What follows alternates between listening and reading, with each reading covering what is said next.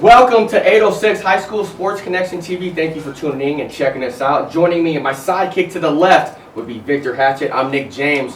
We're going to kick it off with a preview. We're going to do all the previews, so don't get mad. If we don't get to your school right away, we will come back in the next block and take care of all that. Now, we're going to jump off. We're going to start off in District 2, 6A, and that consists of Friendship, Amarillo, Tascosa, Lubbock, Monterey, and Lubbock, Coronado. Every 2 years, Victor, as you well know, being a Texas native, ride or die, every 2 years in February, they do the UIL. They come with the realignment.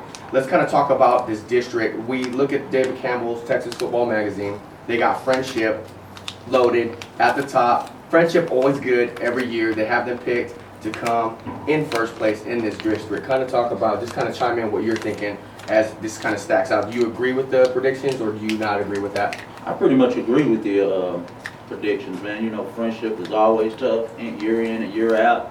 And, you know, Monterey coming into that new district is going to be tough. Amarillo High, man, every year pretty deep in the playoffs. Good team, consistent. It's going to be interesting to see how it goes in 2-6A this year. Now, I actually ran out for and checked out Lubbock, Monterey, and Coach Hutchinson, and he has them boys, they're out there doing work. Now, no-nonsense attitude, and with this 40-second clock, they are going really, really fast. Now, in years past, Coach Pearson was more of let's run it, kind of like Denzel Washington, remember the Titans, like the Veer, like Novocaine, give it time, it's just always going to work. They like to run the rock. Vincent Johnson, now they have him, he comes back into the fold to run the rock. Then you have the big boy, Spade, slinging the pill. Now I think Hutchinson, he's going to have the best of both worlds. They're going to be pretty balanced. What do you think as far as that goes? They're going to be more balanced than in years past. We're normally seeing Monterey run probably 60-40 or 70-30, but now I think they're going to be able to go up top a little bit more with Vincent Johnson open up the play action, 8 in the box. You're going to have to drop them back, then that's going to set up some other avenues and windows. Hey, man, you know, I think, man, bringing in that new coach, Wayne Hutchinson, man, that's a great move. You know, he's coming out of the 1A Stanford, 2 back-to-back state championships. He's got good pedigree, good coaching. I think he's going to bring Monterey along. Watch out for Monterey this year. Monterey's going to be real interesting to watch this season. Yeah, because they got them picked 4th. And then also another coach coming in, hired just weeks apart, Seth Parr. Oh, he's coming from Caprock. And so he is going to be slinging around like Texas Tech. He's going to sling around like Coach Kingsbury. If you go to their practice, they have the headsets on, and they are moving. They are on the grind. They are moving it. They have 4 wide packages, 5 wide packages. Talk about Seth Parr coming into the fold. 2 coaches in the same district within a month coming in, and now they're getting after it, and they're going to just try to take over of what, Coronado's been down the last couple of years. Talk about what Seth Parr brings to the table. Oh, man, Seth Parr coming out of Caprock, man, fast pace, love to chunk the pill. Man, it's going to be interesting to see. Young quarterback coming in, Christian Hayes, good receivers. I think Coronado's going to be something to watch this year also, fast pace. Man, that district is going to put up a lot of points this year. You're going to see a lot of good offense in that district. And then also, with you saying that, you have Christian Hayes slinging the pill, then you have Brandon Sherlin. Nice tall receiver. A lot of people are comparing him to Des Bryant. Des from Lufkin, Texas, East Texas, now plays obviously with the Dallas Cowboys. Sherlin has size, he has speed, and good hands. Now, if they can get them on the same page and just kind of get it going and then kind of implement that run game, because you remember Coronado had some great running backs in their stable last year, but have graduated. So now you got to kind of pick up the slack there. So you think they'll throw it more with that dynamic duo, or will they still try to run it? Because I know Parr is going to try to throw it, but sometimes you got to set up the run. Exactly. You got to throw the run in there to kind of set up the pass. Exactly. How do you think that'll play out since they kind of lost their tailbacks from last year? I think it's going to be good, interesting to see. I feel like Coronado's going to have to do both to be successful. There's no way you could be one-dimensional and be successful in that district. You're going to have to come along and play some hard football and move forward with the run game and the pass game. Now, getting back to Friendship right quick, as we go back to them, they have Sandra Cox, beast, yes. Big boy, yes. Get the rock, run downhill. He's not going to shake you. He's going to run right at you. He's running cats over, truck sticking you, get out the way. He's not going to shuck and jive. He has hit the hole and run the cats over. But they did lose their best safety coming back, all-state safety, I believe his name is Peyton Elliott. Yes. So they did lose him. He stopped playing football over the summer. I don't know what happened, but I guess he didn't want to play football coming up this year. But you have Sandercock coming back, and Coach Davis, he's always loaded. I mean, those guys are loaded. So they come back, and they have a pretty favorable district, and then you have 2 new coaches in that district with Seth Parr and Wayne Hutchinson, and then you have Amarillo and then Amarillo Tascosa. But Brad Davis, the don of that district, Yes. coaching-wise, tenured-wise, he knows what's going on and things of that nature. So kind of talk about the Tigers and with the realignment and how that kind of lays out for them. It kind of plays out for them pretty lovely. It does, you know, and like you said, I'm gonna just piggyback off of what you said. Friendship is consistent. Every year, good program, strong in the district.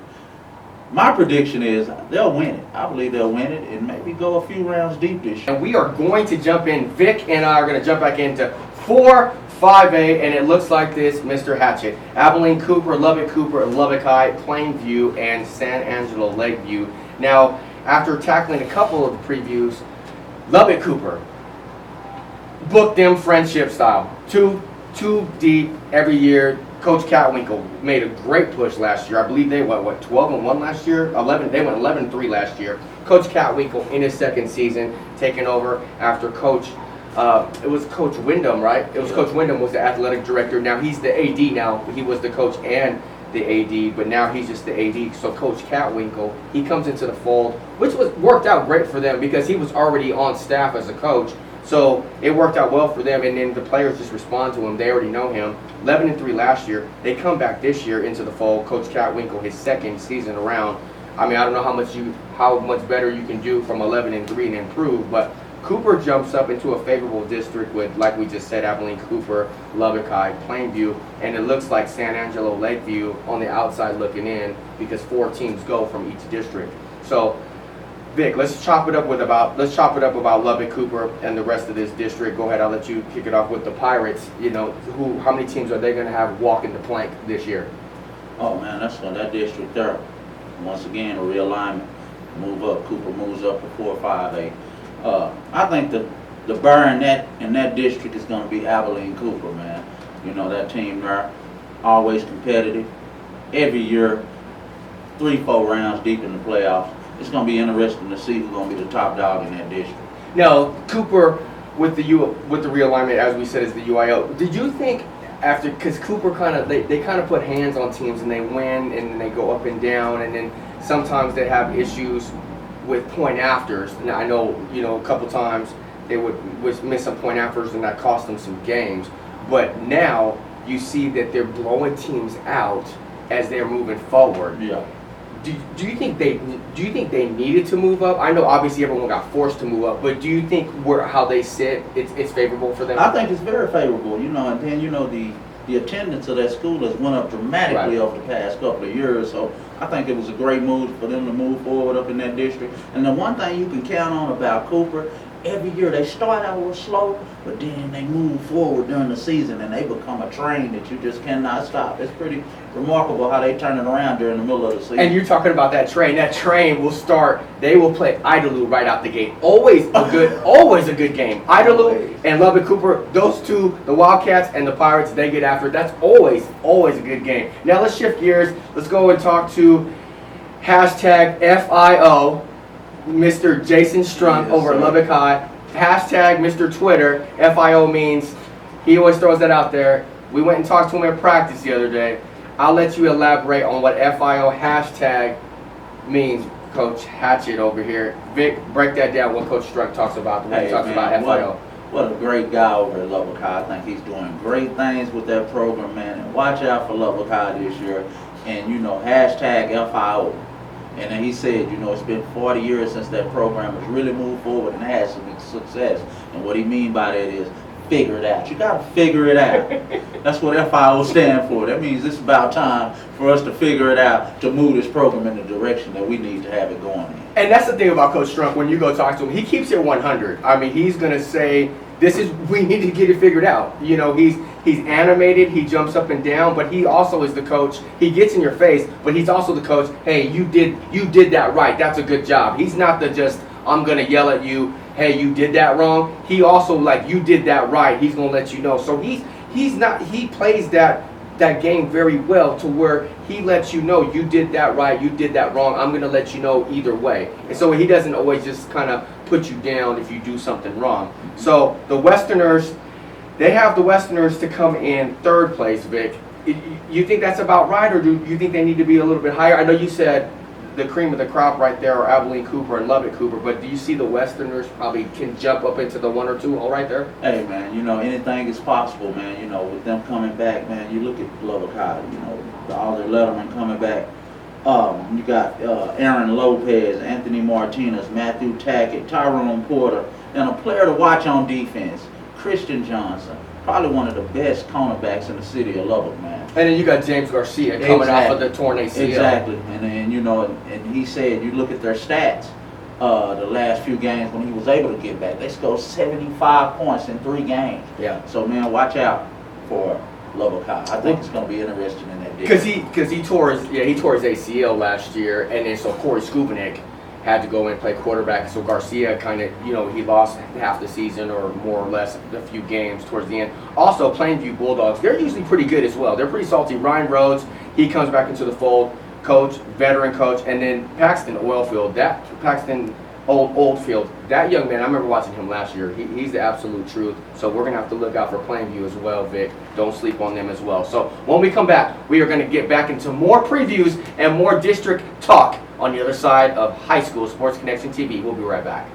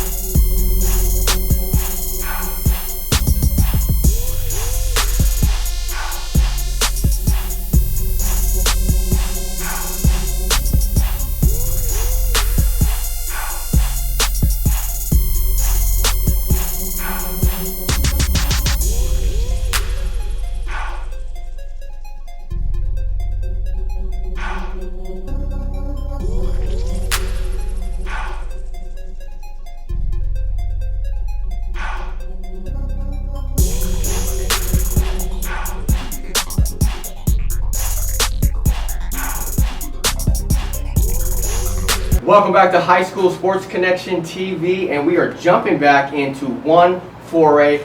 My sidekick and myself, Victor Hatchett. Victor, this is what it looks like. Lubbock Estacado, Levelland, Borger, Seminole Indians, who Kent Jackson, former Lubbock Independent School District, was over at Coronado, and he's going back over to his hometown, to Seminole, and we have the Pampa Harvesters. Looking like in this district, Lubbock Estacado is the cream of the crop. They have them at 1. Levelland Lobos, Nick Gerber, he comes back. He is the absolute truth. Mr. Hatchett, break down this district for me. Hey, man, what an interesting district in the realignment. Lubbock Estacado, man, going to be pretty tough this year. You got Jalen Tennyson, probably one of the best quarterbacks in this region, coming back to lead those Matadors. And you got kids like Deontay Willard, LaCarl Willard on defense, Rock Hatchett, and man, what about 2 massive offensive tackles in Jalen McQueen and Kendrick Quigley? Man, and Jalen McQueen is a beast, probably a Division I offensive lineman, man. It's going to be really interesting to see those Matadors play football this year. And also an all-state wide receiver in Kennard Jackson. Yes. Watch that combo between him and Tennyson. And I know Kennard Jackson, he went to Deion Sanders' camp over the summer, and you got to be the real deal to get invited to Deion Sanders. Yes, sir. So, I mean, yeah, like you said, that he may be the cream of the crop in this region as far as being a D1. He's good in the classroom, qualifier, and he may be the next best big thing to come out of Lubbock as far as going big time Division I would be Kennard Jackson. Lubbock Estacado, cream of the crop. So we see right there with the where they have them picked in Dave Campbell's Texas Football Magazine 1 through 5. After doing their preview, they have Coach Cervantz has a lot of depth on the lines this year. Before, he usually has about 25, 23 kids. A lot of his kids going both ways, especially on the lines. This year, he has a lot of big boys on O-line and D-line. So I don't know. Jalen Tennyson may have a lot of time to sling the pill. He's a dual threat. Exactly. And he also plays safety on defense. Yeah. He's also someone that I could see probably go D1 because I can see him when he's getting recruited. He's going to have that ATH after his name. Because he may not go as a QB, he may not go as a safety or receiver, he's going to go as an athlete. And when you go as an athlete and you have that ATH next to your name and you're getting recruited out of the state of Texas, that means you're a baller. Yes, sir. So moving on past Estacado, Leveland Lobos, Nick Gerber, that young man is the absolute truth. I've seen him play the last couple of years. He can play Borger, Seminole, as we said, Kent Jackson goes over there, Pampa. Leveland, pretty salty as well. Players to watch in the district, offensive MVP, they have Estacado, they have Jalen Tennyson as the offensive MVP, and then you go over to Leveland, defensive end, A.B. Ramirez from the Lobos. Just kind of break this down. Do you like how that plays out 1 through 5, or do you think Leveland could probably jump over Estacado right there? Hey man, it's going to be interesting to see, and like we've been saying throughout the show, anything can happen in these districts, man. These are just early predictions, and you just let the chips fall where they may, man. I think it's going to be interesting to see these guys, and I'm just ready for the season to go to see how it's going to go. Exactly. And then also, they have Seminole picked 4th in the 5-team district. Now, Kent Jackson, as we watched him play the last few years here in town, and he was getting Coronado. It seemed like they were turning the corner. Exactly. That Brandon Sherlin, that Christian Hayes, that these young stunners coming up from the JV varsity ranks, young kids, sophomores, freshmen being pulled up to the varsity because they're trying to contribute now because they have some talent over there. They're just trying to put it all together. Now Coach Jackson had all that talent coming through the system, and then he goes over to Seminole, where he's from. His mom and dad live out there. That's where he's from, born and raised. He jumps back to the Seminole Indians, and they got Coach Jackson to come in 4th place in that district. They went 3-7 last year. Do you think Coach Jackson has his hands full over there, or do you think he's a better coach than a 4th place kind of prediction? Hey man, you know what? Ain't nothing like home cooking. Being able to go back home and get that home cooking, man. Hey, Ken Jackson's a great guy. I had an opportunity to meet him at a couple of coaches' clinics. I think he's going to come in with wide receiver Sabron Adams, an all-state guy. Hey, man, it's going to be interesting to see Ken Jackson offense and work in 1-4-8 this year. So watch out for those guys, too. And then also we have Pampa Harvesters and Borger. They have Borger to come in 3rd, Vic, and then Pampa to come in 5th. Now, over at Borger, you have Coach James Day, and over at Pampa, you have Greg Pointer. Now, we don't know a whole lot about those teams being here in Lubbock, but with 806 High School Sports Connection, we're branching out. So we're trying to touch base on Borger and Pampa, but we know Lubbock High very well, Leveland, because they're in our backyard, and Seminole with the ties to Coach Jackson. Borger and Pampa, Vic, can you just kind of elaborate on just a little bit on what you think? Do you think that district is wide open, or do you think really Estacado can just really run away with that? Once again, anything can happen in this district. Anything can happen. I keep lining that up for you, and Yes, you keep giving me that one. Oh yeah, I'm gonna stay modest, man. Right. Because injuries play a part and different things like that. Which you wish all the kids stay safe and be healthy throughout the season. So anything can happen, man. Let's just sit back and watch it unfold. Now, Vic, we're gonna go 1-3-8 D2. Quick look: Idalou, Spearman, Tulia Hornets, Lubbock Roosevelt Eagles, Amarillo Highland Park Hornets, and then we have Sanford Fritch Eagles. Cream of the crop in this one, Idalou. Oh yeah, definitely. Idalou. What a program, man. Once again, it's gonna be interesting to see them in this realignment too. I think they're gonna be picked to win that district.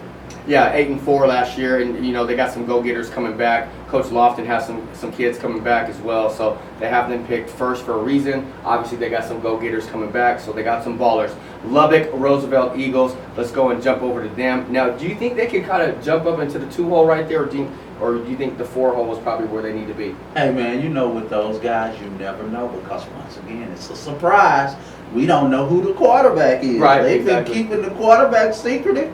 So it's going to be interesting to see those Lubbock Roosevelt Eagles, man, and see what they come out with this year to move their program forward. So when you don't know who the quarterback is, man, just sit back and relax and watch it happen. And then rounding out that district is 1-3-8 will be Amarillo High, the Highland Park Hornets, and then Sanford Fritch Eagles. We're going to jump over now, Vic. We're going to jump over to here and take a look at 2A, and that's D1, Vic. And you know who we have in this one? We have A-Town, Abernathy Antelopes. We have the New Deal Lions, Olton Mustangs, Hale Center Owls, Floydada Whirlwinds, and then we have the Tahoka Bulldogs. All local teams, all just right here.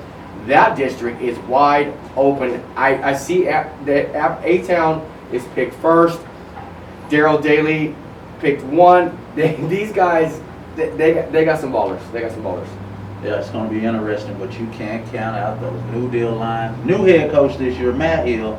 You know, he's got that same adage, pound and ground. We've been talking about that throughout the whole show. It sounds old to you guys out there, I'm pretty sure, but hey, watch out for those New Deal Lions, man. They're pretty tough. Went real deep in the playoffs last year, and they got some good kids coming back. It's going to be real interesting to see what they get done. You know, you have quarterback Baylor Bean and defensive lineman Chris Vasquez, real aggressive, real tough kid. And also, you got Demetrius Jackson, the running back. Oh, this kid went over 1,000 yards last year, and he's going to be tough to deal with again this season. Demetrius, I'm sorry, Miss Jackson. He's the absolute truth, and he's coming back for New Deal. Now, Vic, we're gonna just kind of sidetrack a little bit, just to give us a little different take on things. We see the coaches there. A lot of coaches are running a fast break now. 3, 4, 5 wide receivers up there, no huddle, more like the college game. Then you have the old school coaches, the older coaches. They kind of take what they have. They're like, hey, we really can't throw it that well. Let's just go ahead and run the ball, and they do the ground and pound. Both kind of effective, but in two different aspects. Because the throw, you know that puts people in the seats and things of that nature. But then also, with the run game, you kind of can run the clock, hold on to the ball, and play that ball control offense. Do you kind of like that district where you just kind of like that as a whole, as you run and throw, or would you like to see more balance, or you like just one way all the way around? Hey man, you know, with the way the game is evolving nowadays, you know, with the pass game, hey, I like to see the ground and pound. I'm kind of old school. Right. I like that. I think if you don't have a run game, I don't think you can do anything in this league. Well, like Seattle Seahawks in Denver, that's probably a perfect. Proof is in the pudding. Right, exactly. What happened in the Super Bowl? Seattle ground and pound with Marshawn Lynch. Denver, Peyton Manning coming in over 50 touchdowns, and you see what happened there. I mean, I know obviously that's NFL, and we're talking about high school, but we're just talking about ground and pound versus the run game. Now you got Floydada, you got Tahoka. That I think there's going to be a shakeup somewhere in that district. Exactly. The magazine has them pick 5 and 6 in the 5 and 6 hole, and then you have Hale Center in the 4 hole. I don't know if it's going to really play out like that. I don't think it's going to play out like that, Vic. You got Garrett Royal from Abernathy, the preseason offensive MVP, defensive MVP over at D-line for New Deal, the Lions, Chris Vasquez. You know, you got some players in that district, and I think some things are going to kind of probably shake up. And the best rusher coming back is Aaron Chavarria. He's from Floydada, over 1,400 last year. He had 9 6-packs. Best passer in the district is Garrett Royal, as we said, is the offensive MVP. 1,000 yards last year passing, 15 touchdowns. And then the receiver, you have Dalton Needham from Hale Center. He had 364 yards and six touchdowns. So as we break down that district, that's going to be a good one. I think that's going to be a lot. That's going to be a tight race. I know we say that they're going to be tight every Friday night. You got to win your district games, but I think that one's going to really come down to the last week of the season. Exactly. I think it's going to be real interesting to see. I'm just ready to get in the car and ride and see it out. All right, thank you. Now, when we come back, we're going to touch base. We're going to come back with other districts, other previews when we come back on the other side of the break in 806 High School Sports Connection TV. We'll be right back.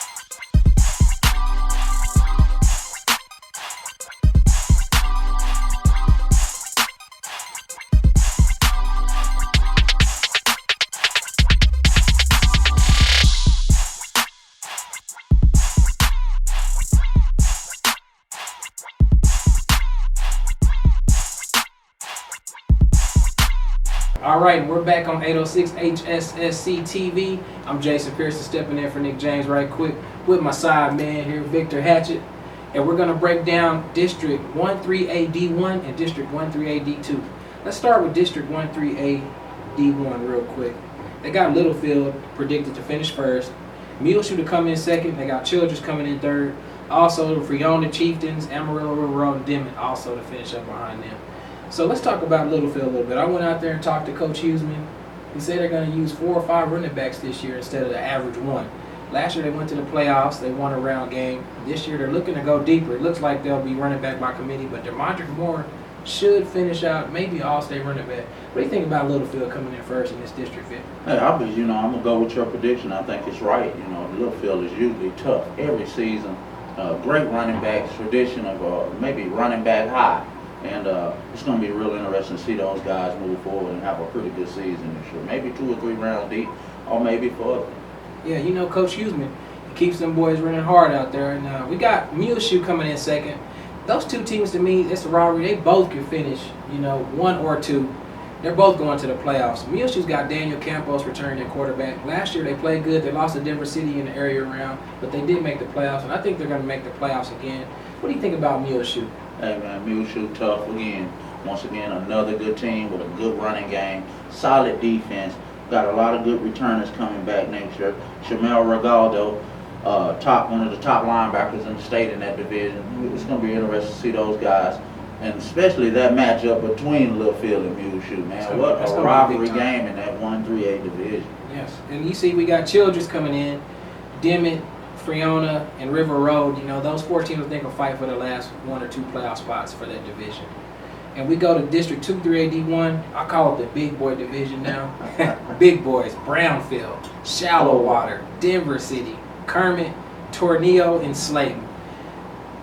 I don't know what to call here. The new rankings, the athletic department rankings, they got Shallowater ranked number 2 in 3A. Wow. But they only have one returning starter from last year's team that almost went to state. Yeah. What do you think about this district right here?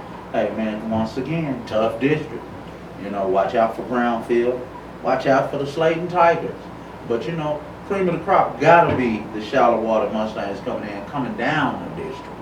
Coming from 3A last year, now dropping down. Coming from 3A, dropping down again this year. Hey, cream of the crop. I look for Shallowater to run that district and probably go a few rounds deep. They're always tough. You know what? There's a team that you can't sleep on is Denver City. Oh, Denver City, I went out there, talked to Coach Taylor, and I seen their 2 days practice. I didn't see one football. But I seen a lot of hard work, a lot of sweating players.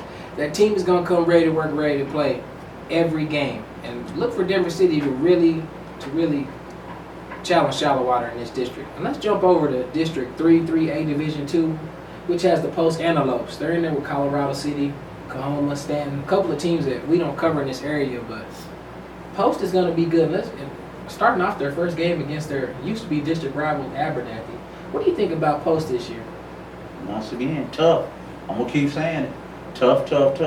Good team every year. Solid running game. Solid defense. Usually it's the thing that get a team to move forward. If you got a solid running game and a good solid defense, you usually can be successful in high school football. So once again, interesting to see what's going to go on in that district. But those Post Antelopes going to be tough this season. Let's do our first all-state alert. Post Antelopes. Alejo Rodriguez, the linebacker, 135 tackles last year. He was first team All-State in 2A last year. He's going to be on All-State again this year. That's a great player to watch, Alejo Rodriguez. So I'm just looking over the whole district. Brownfield, don't sleep on Brownfield. They got 18 returning starters. That district is a toss-up. Shallowater's ranked number 2, but they only have 1 returning starter. Cooper Oak is going to be a great running back. Christian Contreras is going to be their quarterback. They have a running back from Virginia, Irby. He's coming in from Virginia. So Shallowater will be good. Denver City's going to be good also. It's going to be a great district to watch. All right, we're going to jump into District 2A, Division 2. They got the Four-Wheel Steels predicted to finish first. The Sudan Hornets predicted to finish second. Spring Lake Earth to come in third. You have Vega Longhorns coming in fourth, and the Bovina Mustangs fifth. Victor, what jumps out to you when you look at this district on paper right now? Hey man, the Farwell Steers, man, they jump out at me. You know, they can have them to pick to finish first in the district. You look at their quarterback coming in this year, J.J. Herrera, man, 1,468 yards passing and 10 touchdowns. Great season last year. Look for them to repeat that this year. I think they'll repeat that, but my surprise sleeper team is Sudan Hornets. They have Barry Johnson. He ran for 1,815 yards last year, and he also had 18 touchdowns. I think he's going to combine those numbers and maybe double it this year because they're really going to need him this year. They're going to depend on him very much to get that running game going. So I think he'll be great. I see Spring Lake Earth doing something else, so they'll get into the playoffs. They have a new coach, a new attitude. When I went to visit them in 2 days, they looked great. They were running hard. I didn't see no footballs flying, but I seen a lot of players running up and down on sprints. So they will be conditioned and ready to go in that fourth quarter. So let's jump over here to District 4-2A D2, which houses the Seagraves Eagles, who went to the Elite 8 last year, Sundown Rough Dicks, which have a new coach, Smart Bobcats, the Plains Cowboys, and the Morton Indians. What jumps out to you when you see that district right there? Hey man, look, Corey Cow from Seagraves, 3,179 yards and 43 touchdowns. 43. Wow, what a season he had last year, man. I look at those guys to be the top crop of that district this year. With a run game like that, they won't be denied. And I feel like if he can stay healthy and continue to move forward, I think he's going to have a good season. I think those guys, the team, will have a good season. The team, as you can tell, when I went to go visit them at 2 days with Coach Steve Herford, it looks like they're focusing a lot on getting a lot tougher. They want to finish stronger this year. Not just finish in the fourth quarter, they want to finish the season off. The weight room was very intense. A lot of noise, a lot of working, a lot of clapping. And I think Coach Steve Herford has them on the right path, because last year they went deep, but when they ran up against a team like Wellington, they got beat pretty bad in the playoffs. So they want to finish this year. And speaking of Wellington, let's look at their district real fast. They call this District 1-2A D1 the District of Death. They have 3 teams that win at least 3 rounds deep in the playoffs here. The Canadian Wildcats, Stratford Elks, the Wellington Skyrockets, Division State champions, Panhandle Panthers, Boys Ranch Rough Riders, and the Stinnett West Texas Comanches. What do you think about this district right here, Vic? Hey man, tough district again. But I don't understand. Wellington Skyrockets, state champions last year, and got them finishing 3rd in the district. It's something got to be said about that. I don't understand it, but I think we just sit back and watch the ride, take a ride, and see how that district goes. You got some good kids coming back from that last year's district. You got Pastor Zach Diaz from the Boys Ranch, who threw for 1,654 yards and 20 touchdowns. It's going to be interesting to see those guys. And they got them picked 5th to finish in the district. But you just got to let it see and see how it finishes out. And I'm going to go through all the players to watch that we have selected. Remember, you have your own players too to watch, so y'all just make sure to keep us tuned in. We can't get everywhere. But let's start off with Division 2-6A. I got Grant Sandercox from Friendship, Christian Hayes from Coronado, Vincent Johnson from Monterey, and honorable mention is Matthew Ortega from Amarillo High Sanders. And in the 4-5A ranks, you have James Garcia, Lubbock High's quarterback, Ricky Mendez, the outside linebacker from Lubbock Cooper, and Paxton Oldfield, the Plainview's quarterback, and honorable mention, defensive back from Lubbock High, Christian Johnson. Okay, I got Nick Gerber from Levelland, quarterback, Jalen Tennyson from Estacado, the quarterback, DB, Sabron Adams from Seminole, wide receiver, defensive back, punt returner, kick returner, and honorable mention, I have to go to Trent Jones, the wide receiver at Levelland. And in the 3-3A ranks, and post, Alejo Rodriguez, all-state linebacker. And in the 1-3A ranks, you have DeMondrick Moore, the running back from Littlefield, and also Daniel Campos, the quarterback from Muleshoe. Let's jump over here to District 2-3A. I got Cooper Ogle, running back from Shallowater, Jordan Dimps, a wide receiver from Brownfield. We also have an honorable mention, Daniel Garcia, the wide receiver at Denver City. And in the 1-2A ranks, we have Kelton Long, the quarterback from Wellington. And in the 2-2A, you have Demetrius Jackson, the running back from New Deal, and Garrett Royal, the quarterback from Abernathy. All right, let's jump over to 2-2A, District 2. J.J. Herrera from Farwell Steers, the quarterback. We also have Barry Johnson, the running back from Sudan. And in the 4-2A ranked, you have Corey Cow, the running back from Seagraves, and Drew Berry, linebacker from Sundown. All right, we did miss some guys. Here we go. From Bushland, District 1-4A, Division 2. You got defensive back wide receiver Tegan Shelton from Bushland. And guys, don't forget to tune in next week. It will be the official Week 0 preview. Nick James, myself, and Victor Hssc, we will preview every Week 0 matchup and talk about maybe some coaches in new places, what to expect for this 2014 football season coming up. You all know we love high school football, so y'all make sure to tune in. Thank y'all for giving us your time. We'll be back next week, 806 Hssc TV. We out.